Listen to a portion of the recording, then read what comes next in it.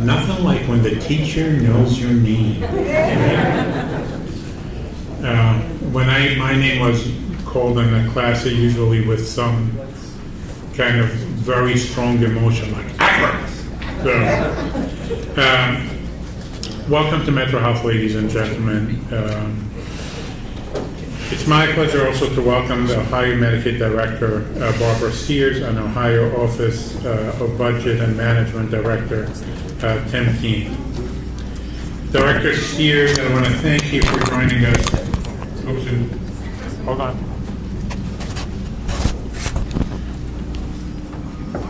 Whoever is recording this, I apologize.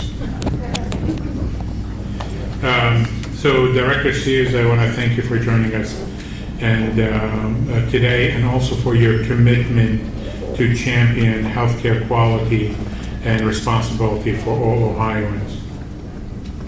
Thank you, all of you, also for coming to Metro Health, where everyone is welcome. So when we say everyone, we mean no matter your age, your race, the job you hold, or the size of your wallet. There's a reason for that reminder, because sometimes people don't come to see us because they think that without money or insurance, they can't get help. Instead, they wait until they get very sick, and out of desperation, they show up in our emergency departments, often brought in by worried and sick family members. There are people like Joe. He didn't have insurance, and he ignored his cough for as long as he could, even after emergency department x-rays found a spot on his lung. Joe didn't follow up on that visit because he didn't have insurance. He waited. And finally, when Ohio expanded Medicaid, he saw a doctor at Metro Health who broke the news to Joe. He had lung cancer. Thankfully, our treatment and Medicaid expansion saved his life. The sad thing is, he's just one patient, one of the thousands who went without care because they couldn't pay for it. Mary had a similar story. After she lost her job, she couldn't afford her diabetes medicine. But when her symptoms got so bad they scared her, she headed to a variety of emergency departments. But she still couldn't afford regular medication or a regular doctor. Not until Ohio expanded Medicaid. Once that happened, Mary found a primary care physician in Metro Health. She started her medication again. She got back to being healthy and back to work. So this is what Medicaid expansion is all about. It gets people healthy, gives them the ability, the confidence, and security to get back on their feet. Back to work, and ultimately covered by employer-sponsored health insurance. Without Medicaid expansion, these patients would have cost the healthcare system, taxpayers, and the economy a lot more money. They would not have been able to get back to work. They would have become long-term dependents on the government and the goodwill of others. Today, we are supporting them on their journey to becoming self-sufficient members of our community. This all started in 2013 when Metro Health expanded Medicaid through the waiver program.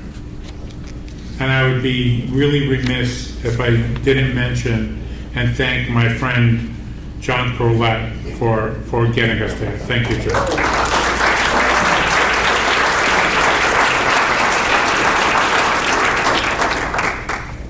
The Metro Healthcare Plus program, as it was known, helped more than 36,000 people get the care they needed. And that was just in Cuyahoga County. And this could not have happened without Ohio's senators and House members, or without the diligent support of the Ohio Department of Medicaid and the Ohio Department of Budget and Management. You know, a lot of things get written in the newspaper and people talk about different things. What happens after the newspaper articles are written, are people of goodwill getting together, making sure that we do the right things for the citizens of Ohio. We also had really wonderful partners like Neighborhood Family Practice Care Alliance and Medical Mutual on this journey. So our waiver offered practical, real-world experience for the Department of Medicaid and the legislature. We demonstrated that by expanding Medicaid, we could provide significant life-saving coverage and save both Medicaid and our local economy millions of dollars by preventing serious illness. All of this while doing great service for the people who needed it most. So I'm here on behalf of the patients, the providers, and all of Northeast Ohio to thank you. Thank you, Governor John Kasich, for being brave enough to do what so many others refuse to do. And a special thank you to our State Medicaid Director, Barbara Sears. Again, you are a champion for healthcare quality and responsibility and a great supporter of Metro Health. Sincerely appreciate it. And you've always believed in Medicaid expansion. You believed in it when you came here and were a legislator yourself. You knew it could make a difference to the lives of hundreds of thousands of Ohioans, and you are doing it today, and you are acting on your beliefs in your role as director. Ladies and gentlemen, please join me in thanking Director Sears for all she's doing to protect Ohio's Medicaid patients and your tax dollars.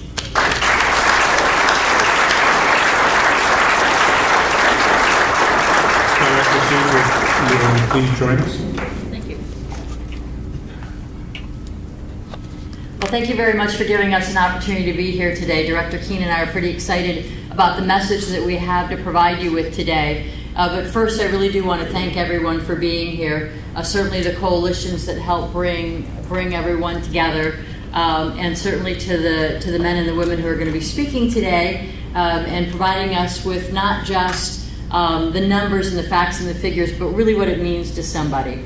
You know, I've got the opportunity to lead 600 employees in the state of Ohio in the department, and I like to say that every single day we wake up in the morning, we put our feet on the floor, and we think about what we can do to make one of the 3 million Ohioans that we serve through the Medicaid program, what we can do to impact the quality of their life, the quality of their day, and get from where they are to where they would like to be, and that's a pretty important thing for us to do. Doing these kind of presentations where we've actually gone out and measured and done assessments gives us the opportunity to lend credibility to what we intuitively know is happening throughout the state of Ohio. Dr. Boutros, I can't tell you enough how much what Metro Health did, and John Corlett, you know, certainly as a former Medicaid director, you and I have done little battles every once in a while in legislative committee meetings over time, but never because we disagreed on the commitment, the need to serve people in the state of Ohio that needed our service and our help, and so I appreciate your work on that. But the fact that Metro Health stood out and stepped forward to do the what I'll call the waiver expansion was incredible, because it gave us the basis and the foundation to believe that we could take this example and move it statewide. And there are not always opportunities in demonstration programs where you can say it worked in this area and I think it's something that can apply statewide. But the way it was done here at Metro Health really gave us comfort, at least me as one of the few Republican legislators who really wanted to think about what expansion could do for the state of Ohio. There was a very powerful message and learning lesson. So I want to thank you for that. It means a lot.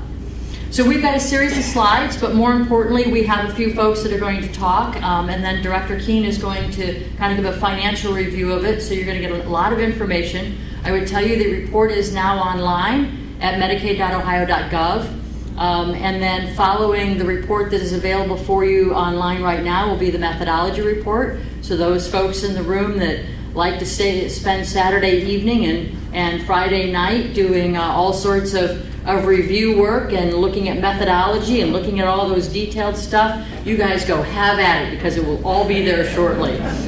And I apologize, I just now see Representative Antonio another champion that I have enjoyed both agreeing with and disagreeing with over the time, but always with respect and always knowing that she's got me on equal footing with the homework that she does with the Medicaid program. So thank you for being here today. So what is the expansion assessment and what are we doing? So many of you might know that in 2015 the legislature required that we do an expansion assessment on this population to determine whether or not it was doing what we were saying it was going to do. And so the first assessment was done. It was done using a third-party assessor with GRE, and they're partners with Ohio State, OU, and RTI. So it was not done in-house. It was done by a third party so that we would have that credibility associated with somebody else coming in and looking at our information. When I became the director, I saw an opportunity in Governor Kasich's administration to do a period of time over period of time and thought there would be a lot of value to that. So managed to work with our budget folks and figure out a way to get that funded within our budget, and very happy that we were able to do that. So this report is going to focus really on a few different areas. It's going to look at enrollment patterns, population characteristics, employment, financial security and hardships, health systems capacity, access and utilization, physical, mental, and behavioral health areas, health risks, and then also family stability. Because for all of us, our communities are about not just an individual, but how do we keep families strong so we can keep communities strong, so we have good places to work, live, and play. We know from the first assessment, and it is relatively held true throughout the entire time, 89% of those that came into coverage to Medicaid did not come in because they had other coverage prior. They actually had unmet needs and they were uninsured at the time they enrolled in Medicaid. This is powerful as we began to look at the opportunity of how do you take someone whose primary source was the emergency room, or primary source was that urgent issue, and transform them into a more routine, more normalized way of managing healthcare and healthcare treatment and expenditures. We know over the period of time since the beginning to date, we have served roughly 1.2 million Ohioans through the expansion population. However, right now we average, in this last year, we've been averaging 692,000 on the plan, and you'll see on the slide that that is a reduction from 721,000. So you can see that we are actually moving people onto coverage and moving some folks off of coverage, some intentionally, some not as intentionally, and we'll talk just a breath about that also. We're going to look at three basic pillars. We're going to look at what the expansion population means for finding work and improving financial stability.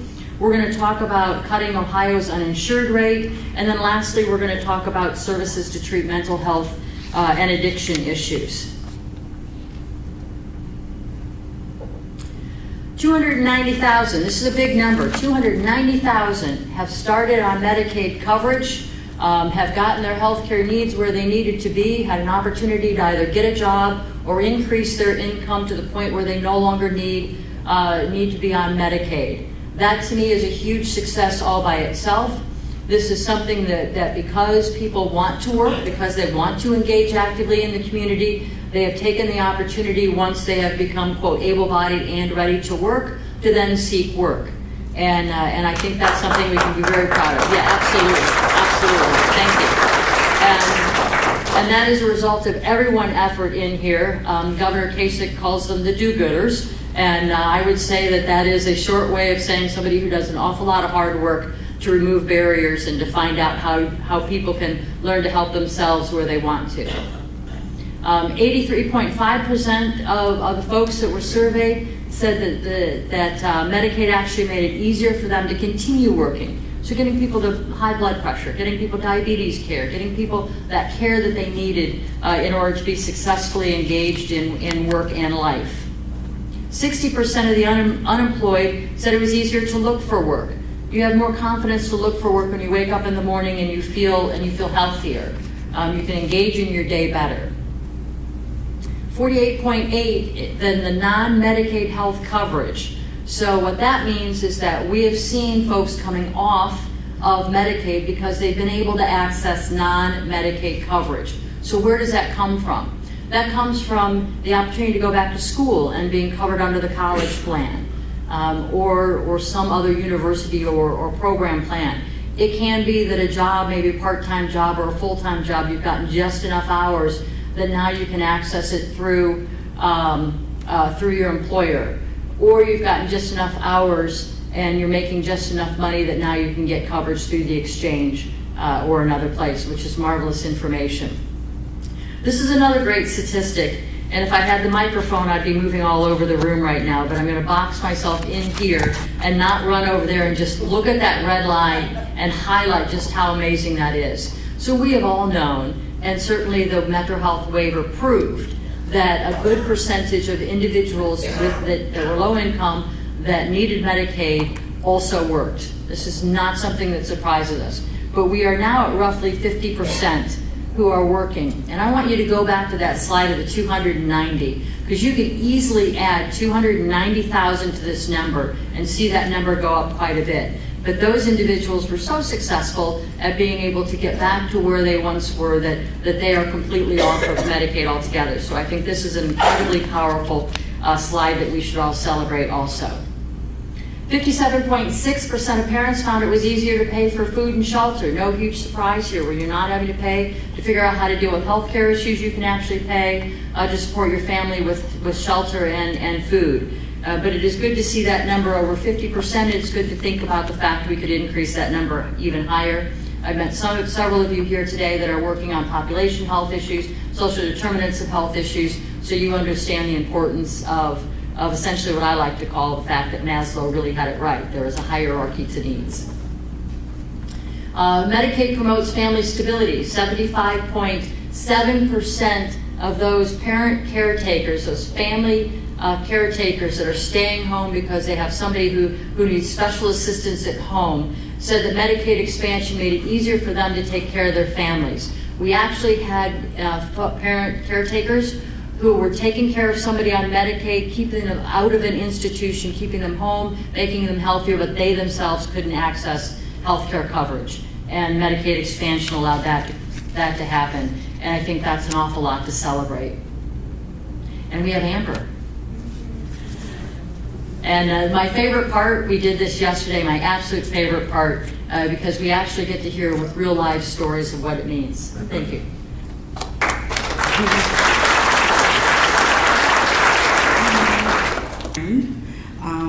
I am a member with Medicare expansion. I have been on CareSource, which is a third party of it, since 2012. I had my gallbladder removed. I was just only like 24 years old. I was working in the healthcare field. Now I work with UCP, but before I was a caregiver, and I was without work for quite some time because I didn't know what was wrong with me. I went to the hospital maybe about 3 or 4 times. That last emergency visit, I went and they told me you need to have emergency surgery of your gallbladder.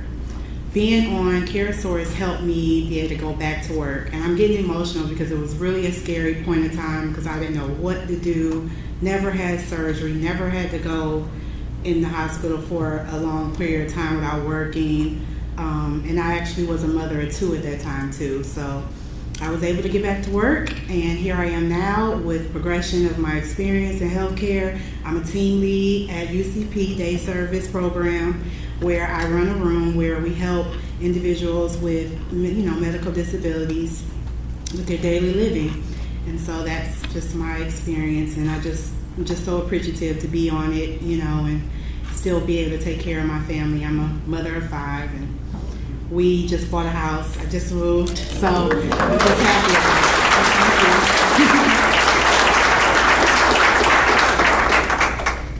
it. Thank you. One thing we know for sure is you never know what the day is going to bring, and to find out that you need some immediate surgery wasn't probably a scheduled event for you. So thank you for that story.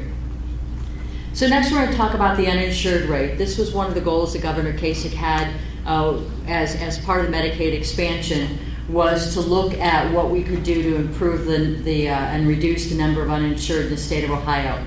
So this is maybe just a little bit of a tough chart to look at, so I am going to move, and you'll hear my mom voice in just a second, because I actually can't talk loud enough for the entire room.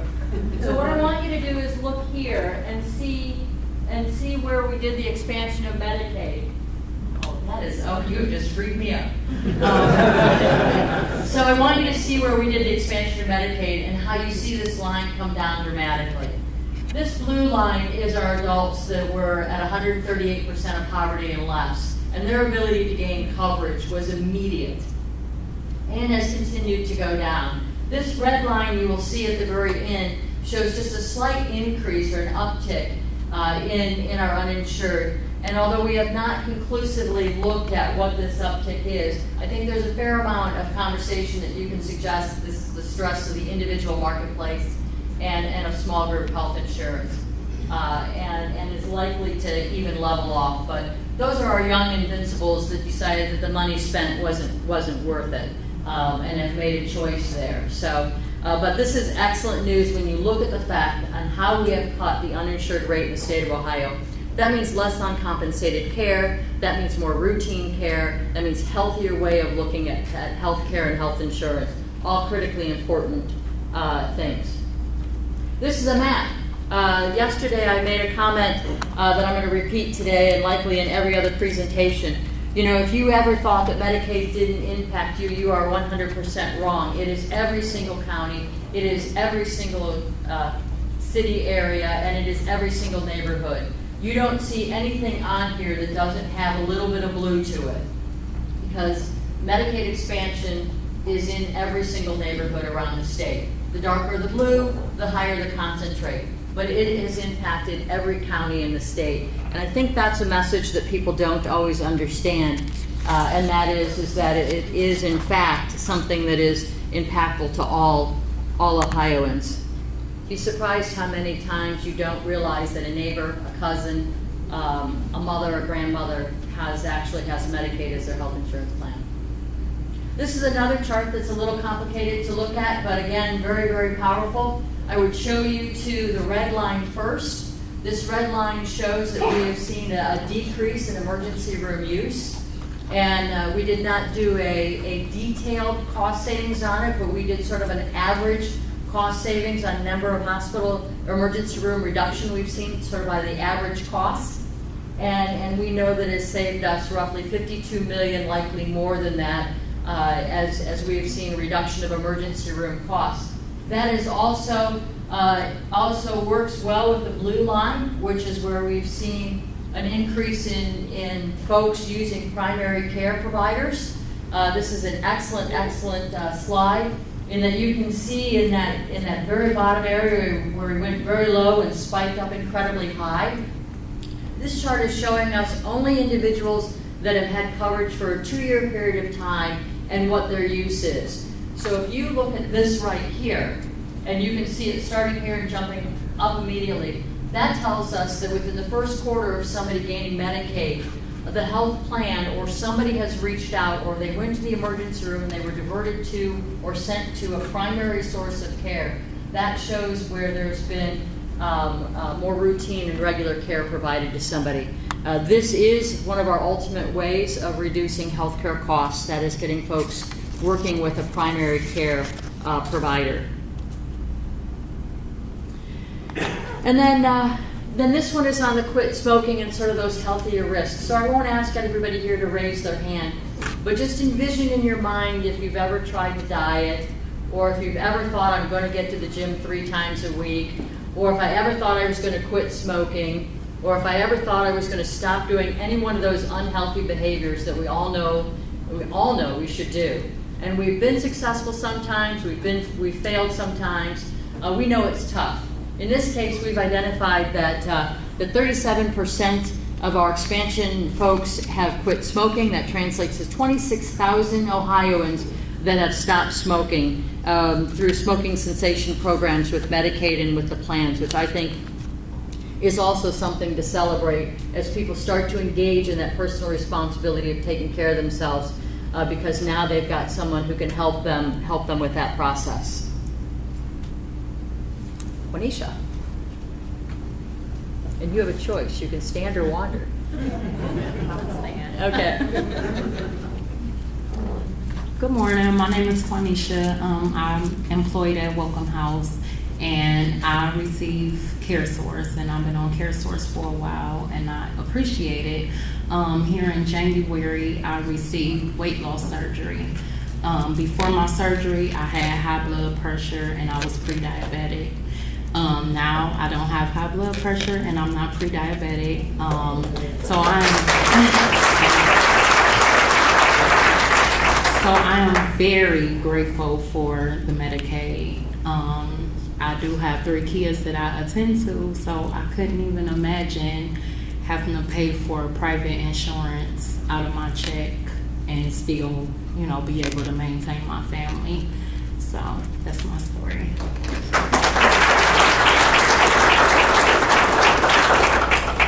Thank you. That's clearly a great success story also. The last thing we want to talk about, or that I'm going to talk about, is mental illness and addiction services. This also is a great slide. A lot of folks talk about the opiate issue. Clearly, it's something that we have a lot of initiatives in the state of Ohio on. This report doesn't specifically address in great detail, but it certainly does look at it as it is part of the expansion population. So when we see a primary diagnosis for opiate use disorder, we want to make sure folks are getting into treatment right away and they're staying into treatment. So this slide, what we looked at was a number of folks that have received any kind of treatment in this area. And this not only includes MAT, but it also includes psychosocial treatment. So as you know, we have been doing a lot of work in the area of behavioral health. And so I suspect that we will be doing some much more robust study and reporting as probably next year rolls around and we have a solid 12 months of information on the changes that we have done in this area. But again, very good information that people are getting help, they're getting care. We know recovery works, we know Medicaid works, and the two of those together is good for Ohioans. We know that Medicaid coverage is associated with improving both the physical and the mental health, and we know that enrollees are 3 times more likely to report that their physical or mental health has improved since they've enrolled in coverage. The first report that came out, and this report also, I'm like, well, what about those people who haven't thought that their health improved? And one of the folks doing the survey said, well, sometimes people don't like to find out that they now have high blood pressure when a month ago they were blissfully unaware. and I said, okay, I guess I can agree with that. And then, of course, we know the nature of some illnesses just are where improvement is not necessarily in the cards for some folks. And we have John. Thank you, John.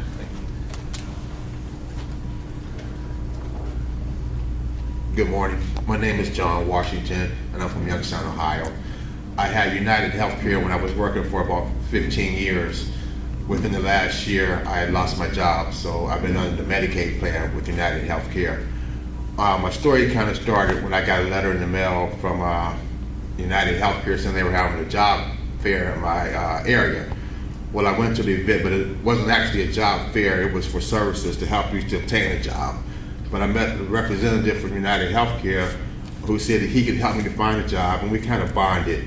So he suggested to meet up one day at the library, which we did, and he said, well, what do you think you need to help you to succeed? I said, well, I worked my job for like 24, 25 years. I thought I would retire here, but they closed down. So my interview skills, I probably didn't help with that. I didn't have a resume because I didn't need one because I worked here so long. And I lacked computer skills. So we discussed what we would do. And one of the things we decided we would do was get me a resume first. So we went and talked to a librarian, set up an appointment. I came in, wonderful person. I made a resume. I had the resume for about 3 days. And I heard of another job fair, well, actual job fair this time. So I go into the interview. She didn't even take an application. She said she wanted to interview me first. So I had my little folder with me, and I go in there and I talk to her. She said, well, I see you have a folder. Would you have a resume in there? So yeah, I do have one here. So I handed her my resume. She read directly out my resume. She liked what she seen. She gave me an application and filled out. Then the very next day, she called me. She gave me the job. I started the job this Monday, and it'll be working with substance abuse and mental health field, something that I worked for previously. I had experience in, and I was just grateful that my insurance company helped me to find a job.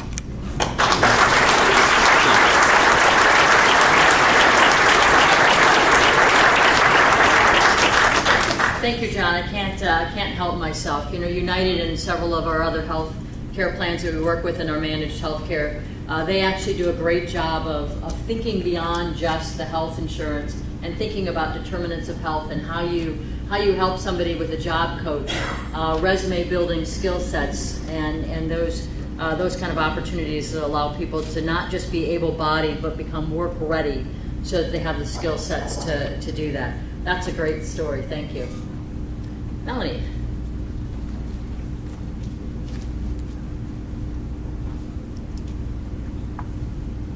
Good morning. I'm a resident of Youngstown, Ohio. I began with United Healthcare about 5 years ago. After having been employed and enduring some work-related injuries, also having been deaf in one ear from childhood, and I was unable to afford medical insurance or if I got sick or I was unable to go to the hospital because I had no funding. And since I became a member of United Healthcare, it's enabled me to not only have ear surgery, enabling me to hear fully. Also, I had the doctors at the hospital during the time of being in pain and having to go into emergency, told me that by a retirement age, I would most likely be in a wheelchair. Following becoming eligible to receive Medicaid, and through United Healthcare, I was able to have both knees replaced and my hip replaced. These were a result of injuries over years, and now I'm 68 and a great grandmother. I'm onward because of United Healthcare to begin a part-time employment, and actually yesterday was the last part of that process, and I will be working soon. And thank you very much for having us, and I appreciate all the help I've received from United Healthcare. Thank you.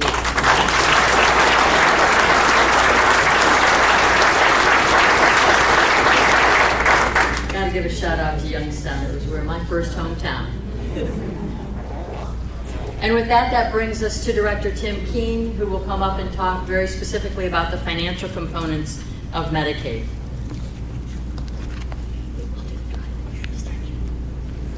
Well, good morning. Good morning. Pleasure to be in Cleveland. Pleasure to see you all. Appreciate the opportunity to be here to help talk about the benefits of the Medicaid expansion program to the state. And just commend Barbara and the department for the study, which provides some in-depth information and insight into the program. That so often in Columbus, in the halls of Columbus, we think about high-level numbers, we think about dollar costs.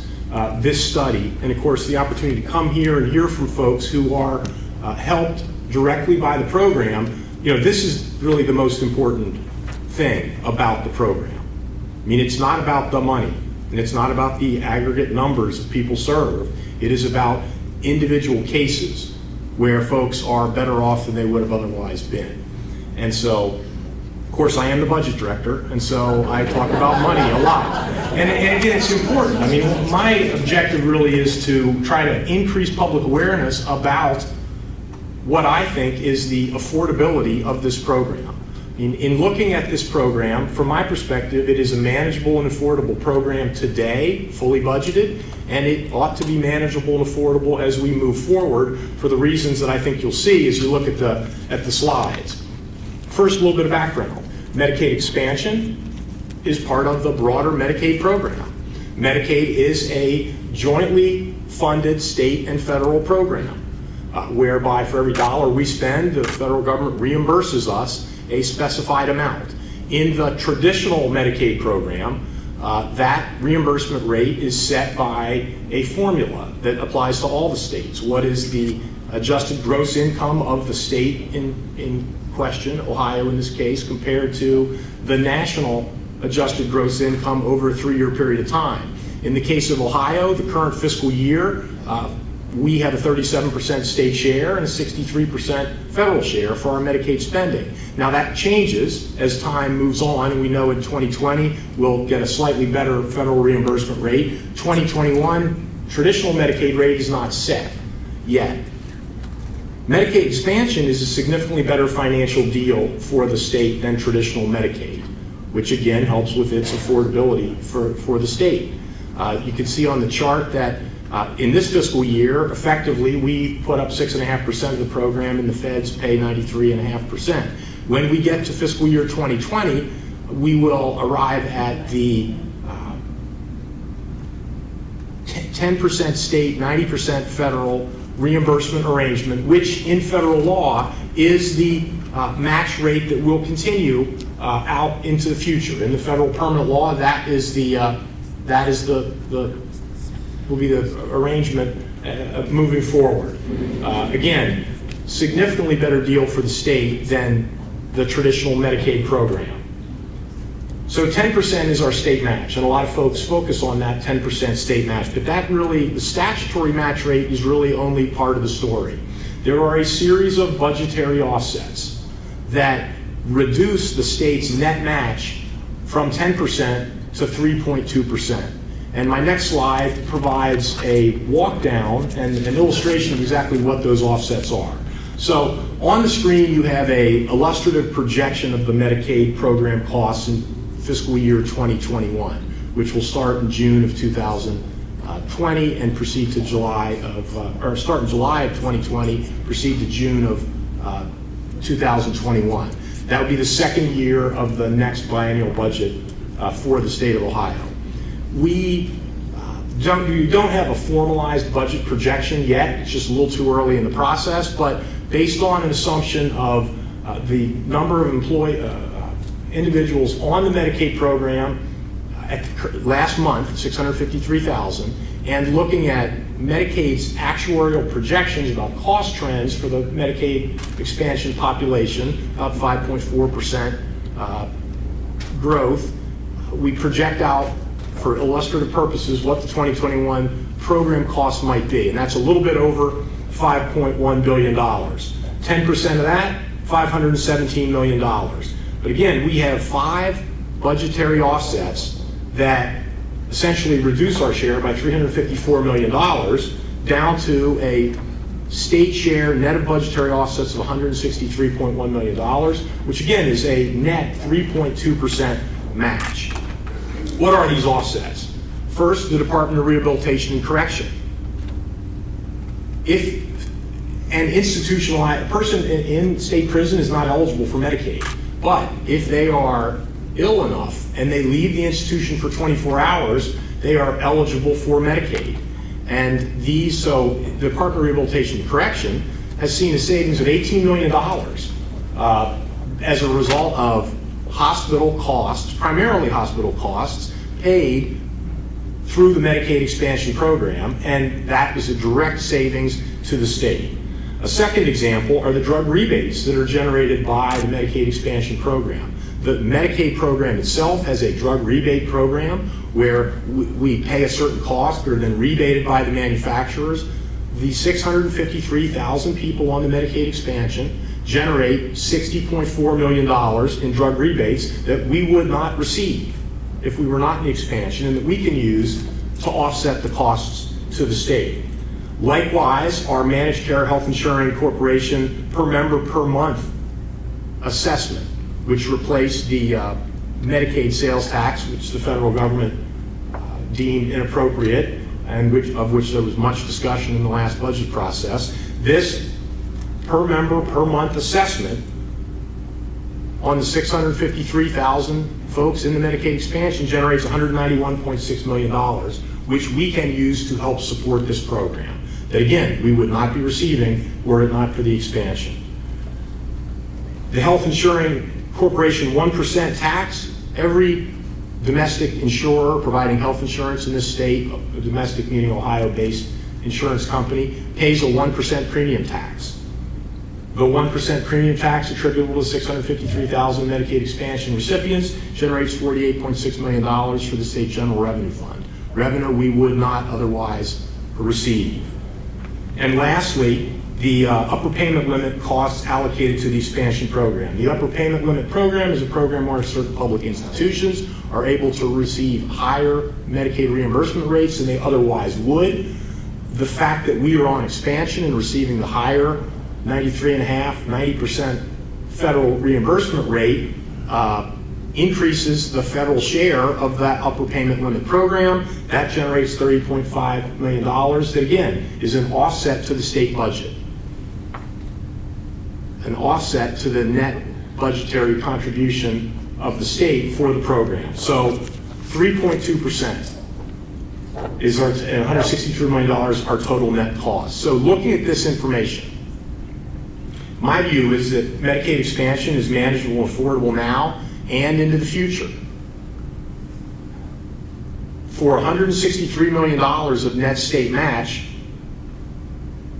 we received $5.1 billion in healthcare services that are received in this state by 653,000 Ohioans.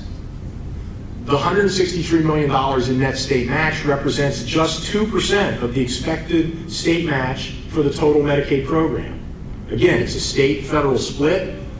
The projected total state match is over $8 billion in fiscal 2021. This $163 million for Medicaid expansion is only 2%.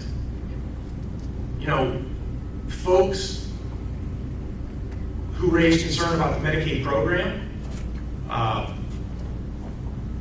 that is, Medicaid expansion is the least of our worries, as we put it. It's a challenge, it has to be managed, and we have to, as healthcare is generally in the economy at large. The Medicaid expansion, exceedingly affordable when you look at these numbers. And lastly, the thing that really jumps off the page at me is for $21 per person per month. We are able, that's the net state cost to help make the difference in people's lives that we see in the study and we have heard from our presenters today. And by the way, congratulations to folks and appreciate your willingness to come up here and talk to the crowd. Oftentimes that can be difficult and intimidating for some of us. It was for me until I had done it for years and years. So thanks for coming up and sharing your insights. And again, that $21 per person per month to make a real difference, as the study indicates and as our friends have told us in their presentation. So appreciate the chance to be here and share that information.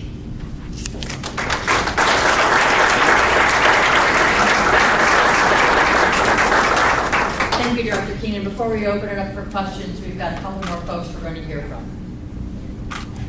A little short. Hello, I'm going to say Brianna Benjamin. I work at the Health Foundation. Medicaid to me is very important. Since I was about 15, I've often caught strep throat, which is not good. Because of Medicaid, I was able to see my doctors regularly. They were able to find out, they ran some tests to see if I was actually a carrier of strep throat, which I am not. And because of Medicaid, they are allowing me to get the surgery that I need to get my tonsils removed, so I won't have strep throat anymore. I also have asthma, which can be a challenge at times. Those of you who don't know, those little inhalers that give you the air, those are very expensive. So because of Medicaid, I don't have to pay out of pocket for them. That is more money that I can provide to my son, which is 3 and very active. So I love my Medicaid. I'm proud to have it. It benefits me in various ways. Also, I have Paramount. I've had it for quite some time. It's actually a good company. If I can't get to a doctor's appointment, they actually provide rides to the doctor's appointment. They provide nurses that actually come to your house to do wellness checks just to make sure that you're okay. So, thank you.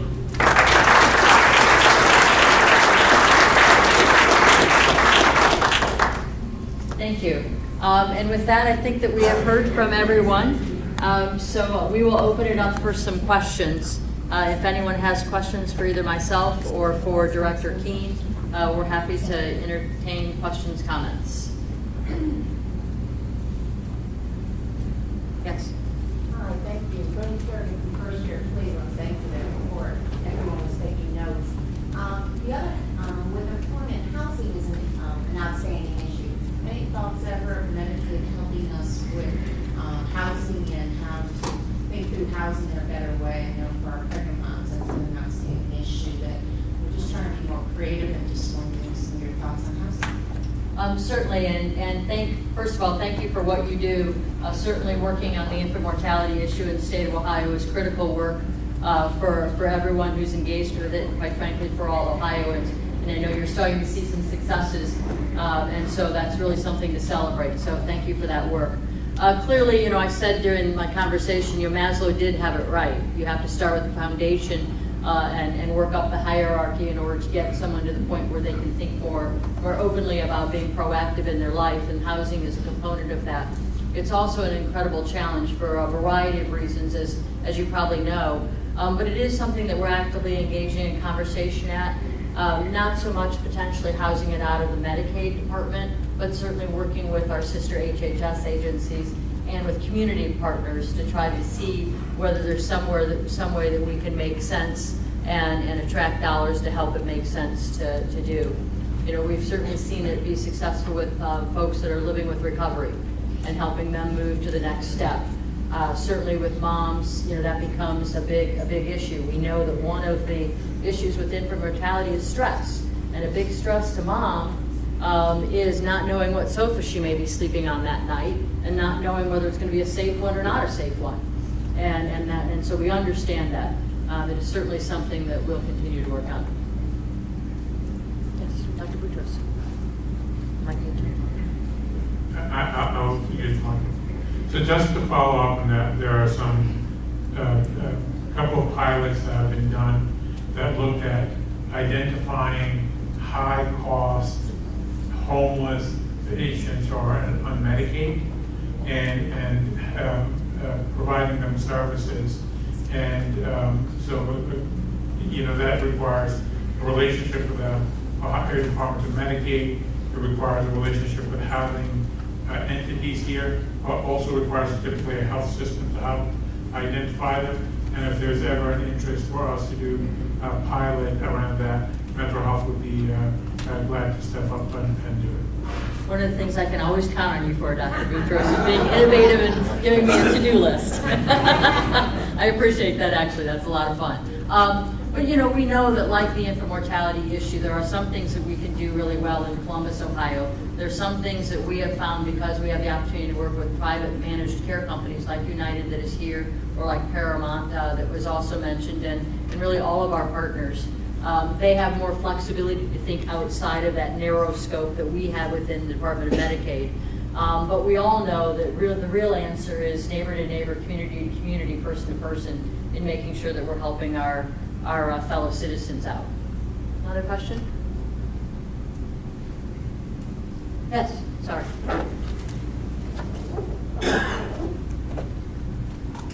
Thank you so much for the presentation, and actually staying with Noel. And one of the things that we've been trying to figure out is how to both help folks get to appointments, especially who need to use the bus, or we know there's a Provide Ride, but those services can often be for Medicaid more expensive than certainly a bus ticket, where 2 Provide Rides is as much as a weekly pass up here in Cleveland, even as expensive as transit is. Just in terms of thinking about the innovation of how to help people get to work, is transportation a major barrier?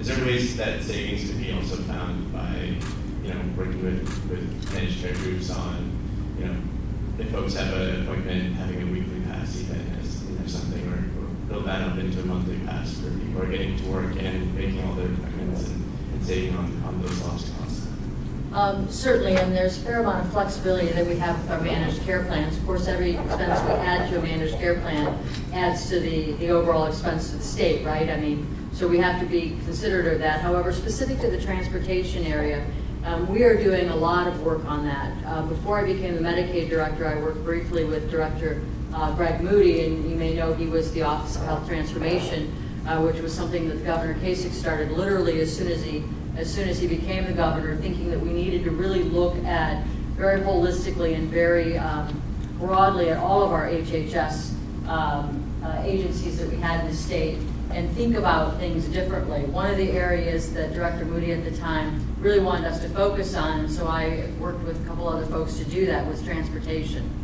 We have 14 agencies in the state of Ohio that move people around, and interestingly enough, none of those 14 are ODOT, our transportation agency, which to me intuitively seems odd. So we've worked with them on a grant to take a different kind of a look at transportation. JFS in the area that you're talking about, Job and Family Services, they certainly have opportunities to help fund transportation to work. Our plans are certainly doing great work funding transportation to doctor's appointments. I know Metro Health helps with that. I know the county JFS here helps with that. I know admins boards. I know there's tons of folks that help with transportation. We need to put an umbrella over it, have everybody working together so we can strengthen the use of those dollars. And I suggest that we will have an opportunity for the next administration to continue on that work if they choose to prioritize that, and I'm hoping that your voice will lend an opportunity to make that a priority. Okay. I believe that Metro, our public hospital here at Metro probably serves the most Medicaid families in Cuyahoga County. But what about all the people in Ohio, citizens, that still do not have any type of health care? What are you doing at Medicaid to ensure that they're being reached and getting health care? That's a great question. How do we continue to see those uninsured numbers continue to go down? So I'm partner Medicaid, and so my team is restricted by what we're allowed to do within Medicaid rules. That being said, outreach with our plans, with providers, with our partner hospital systems, and we know that we can begin to reach people to let them know that there's coverage available. For so long, people just assume I'm not eligible or I don't qualify, and they don't ask the question until they're in the emergency room, and that's not the most appropriate or the best time for them to do that.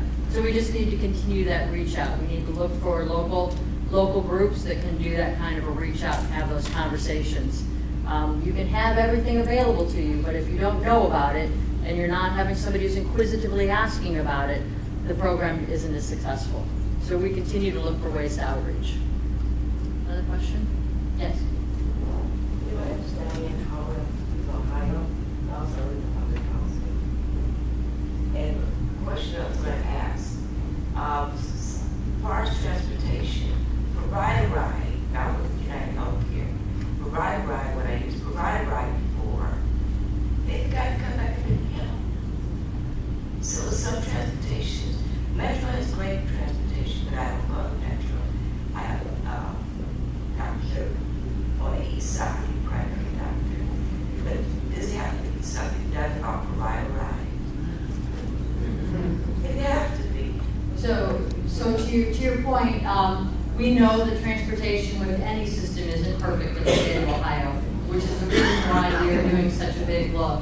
And it's not just that one example. Literally all of our plans, literally every county has some areas where there are gaps and where the transportation falls down, and that's the reason why we're looking at it. There are some great things happening around the country, and we are working with other state Medicaid programs to tackle the issue of transportation. And although we don't give ourselves very much credit, we actually are ahead of the game in many other states, mostly because of our size, and we just have the opportunity and the talent from the state that brings a lot of good resources together. So we understand it. We've been doing a lot of work on it. We have set up a scenario where we have tried to conform rules across departments, rules, regulations, looking at reimbursement models, kind of try to put a strategy on that makes it make more sense. And then the next big step will be the next administration kind of looking at it holistically and deciding what is the next right move. And it's a long time, so it's not going to help you tomorrow. But in the meantime, we are doing everything we can to make it work. And apologize every once in a while when things miss. As a mom, sometimes I missed on the pickup once or twice myself, and you have to rely on a good friend or a neighbor to make sure things happen while you're doing other things, and that happens to everybody. Yeah. Thank you very much, Director Sears.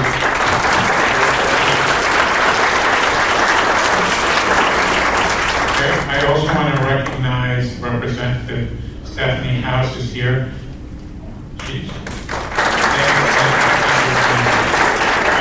Thank you all for showing up. This is really important. As Director Sears said, we're going to have to continue this work with the next administration. We need to explain how important this is for our community, how valuable the program is, how this is a great way to help people feel independent, feel good about themselves, keep themselves healthy, and out of the hospitals. We have to reduce inpatient, very high cost inpatient services. That is the only way we're going to have a manageable cost of healthcare for everybody. We want to be able to do that, and we want to thank you very much for your support and helping us to get to that goal. Have a fabulous day.